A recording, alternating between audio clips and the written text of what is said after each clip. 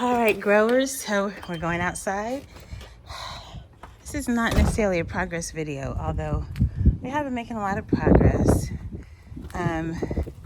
If you've seen any of my earlier videos on YouTube,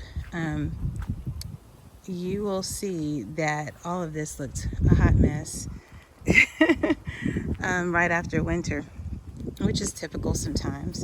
Cleaning up after winter doesn't always look good. If you prepare better, which I think at some point I may just take all of this up and put wood chips down. The soil under here looks really great, and I can plant directly into the ground here, but I'm still thinking about that. I may do, probably will do it, but we'll do it later. So yeah, I got some corn here. It's called Martian's Jewel, I think, something like that.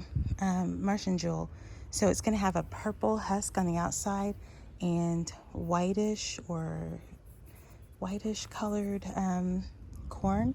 It's good for sweet corn, but also it's kind of like a double corn because it also doubles as a flour if you want to grind it as flour. But I don't have a lot of heads here, so it's going to get about 6 or 7 feet tall, and these are just seedlings right now. And I have my cucumbers. I have marigolds, which are really, really good for keeping pests away, and I need more as I didn't take care of the ones.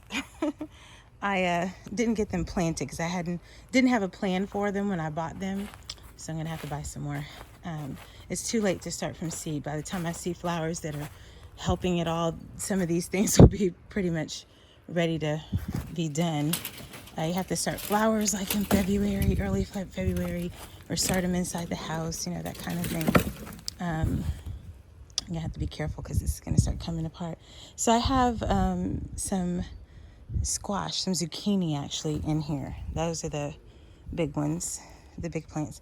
There's some teeny tiny peppers that are coming up. You can see them. I have different kinds. Now these peppers have heat, and this is what I'm going to be selling to our customers because I don't like hot peppers, but I think it'll be really fun to sell them to people, either fresh or dried. But what I wanted to show you guys today actually has more to do. Yeah, I think my husband put this up about 3 or 4 years ago, and we're gonna have to go back through and kind of redo some of the zip ties, which is not a big deal. It's really easy, but I think it's about that time. So this is what I wanted to show you. This is my lemon tree. If you've ever caught glimpses of them in other videos, they did not have hardly any leaves. The big leaves you see, those big leaves, that's all it had. It didn't have very much. And there were lemons on it, or there are lemons. There's 3 lemons. I think there were 4 or 5. So I decided, because I really needed leaves on it, and I said, well, I don't have any leaves. I noticed that the branches, some of them were crooked. Some of them were going back this way, and you want to keep it really open right in this area so there's air, so that you don't want branches going the wrong way. That will keep you from having issues with, losing fruit down in the middle. You want it to be coming this way. You want to kind of control where all that happens. And so I did some pruning. There's some areas I didn't do pruning, like I didn't prune this one, and you can see the difference. I did a lot of pruning on this bush, all along the sides and all along the tips. So I know that many of you have heard, how God wants to prune things, how there are times he'll prune things and things come out better. But I want to actually show you it really does, because it did not even start putting out leaves until I pruned it. I really did not prune this citrus tree. They're all 3 citrus, so they should do pretty much the same thing. I may have pruned just a little bit, and I'm seeing a little bit of new growth right in here. But this right here was a young plant. I think I did a little bit of pruning right along here, as there was something growing. Actually, is growing out of the rootstock. That's a discussion for another time. And I did prune that, but I'm getting tons of branches coming in and leaves. This is my Cara orange tree. I'm seeing some leaves turning a little bit, and I'm not really sure why. I might be overwatering it a bit because it's been kind of it hasn't been too hot, but it's been heating up. But literally, this is what happens. And I know you guys hear those testimonies of You know, God will prune things out of your life, and when he does, it will come back even greater. But this is really what happens. But listen, sometimes there's really nothing wrong with the tree. It was a great tree. But some things were going the wrong direction.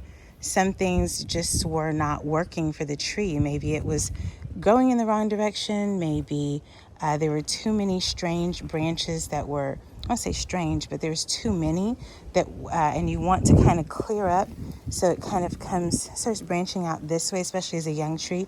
You want to start trying to, you want to kind of train it so that it's growing in the right direction, basically. So by doing that, it starts releasing growth hormones. So everything in here, I did not prune, and I think I'm going to go ahead and prune it, but I didn't prune a lot here because I already had fruit right here. But I'm going to go ahead and prune some of this back. I didn't want to prune too much of the one of these main branches, but I don't want this tree to get super tall either. So I think I'm going to go ahead and tip some of them a little bit so I can get more leaves. Because as you can see here, because there's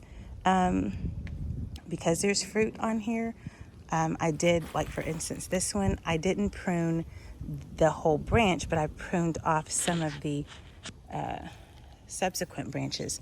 And that's what pushed growth hormones to that area. So that literally is what happened. So I'm going to go ahead and tip this off because I don't need it. I just have these two lemons here that are growing. And I think I'll kind of tip a little bit of this, just cut some of it. And that is going to stimulate growth hormones. And that is the same thing in our lives, literally. When God starts pruning things out of our lives, and he starts cutting and pruning, or when he asks us to start cutting and pruning, you start getting, when things start being done away with, you start getting other ideas. You start thinking out of the box. Things that you didn't even think of doing, you start doing. You start dreaming again. You dream in a different way, and you start getting really cool ideas and ways of doing things, and your dreams get even larger. I know personally God has been pruning in my life for a couple of years, and it's been beautiful because painful, because it hurts when there's cuts, when things are cut away, people, situations and things like that. But it happens for all of us, and it should. That's a good thing because it stimulates that growth hormone in us where we're like, hey, I don't want things to die back. I want them to continue growing. And God gives you even more ideas. He shows you how to shift. He shows you how to pivot. I know many ministers of the gospel have had to shift and pivot a lot. And many businesses that have had to shift and pivot quite a bit. And when you're able to keep shifting and pivoting, it's like you're riding a wave and you're able to continue going. And I'm so grateful to the Lord for pruning.